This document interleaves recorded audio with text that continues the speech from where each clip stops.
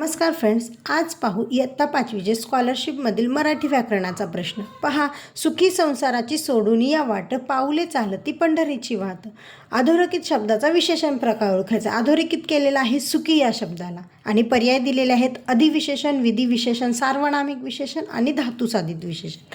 तर पाहू आता इथं पाहू, याचं उत्तर येत आहे अधिविशेषण. कसं काय तर बघा, आता ज्यावेळेस आपण नामाच्या आधी ज्यावेळेस विशेषण लावतो त्याला काय म्हणायचं तर अधिविशेषण. म्हणजे सुखी संसाराचे, संसार या नामाच्या आधी सुखी हे आपण विशेषण लावलेलं आहे. दुसरा पर्याय काय आता विधिविशेषण म्हणजे काय तर ज्यावेळेस नामाच्या नंतरनं विशेषण लावले असते त्याला विधिविशेषण म्हणतात. उदाहरणार्थ बघा, गणेशचे अक्षर सुंदर आहे. सुंदर हे इथं विशेषण आहे आणि ते आपण या नामाच्या नंतरनं लावलेले आहे. तसेच आता पुढचं सार्वनामिक विशेषण. सार्वनामिक विशेषणाचं उदाहरण काय आहे, माझे पुस्तक हे झालं सार्वनामिक विशेषण.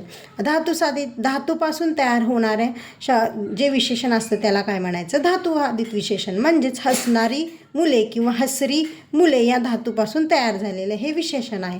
या संदर्भातला मोठा व्हिडिओ मी माझ्या चॅनलवर टाकलेला आहे. तिथे सर्व विशेषणाचे प्रकार टाकलेले आहेत आणि व्यवस्थितरित्या स्पष्टीकरण केलेलं आहे. ते तुम्ही तिथे जाऊन पाहू शकता. अशाच नवनवीन व्हिडिओंसाठी आमच्या चॅनलला सबस्क्राईब करा आणि हे जर सांगितलेलं समजलं असेल तर लाईक करा.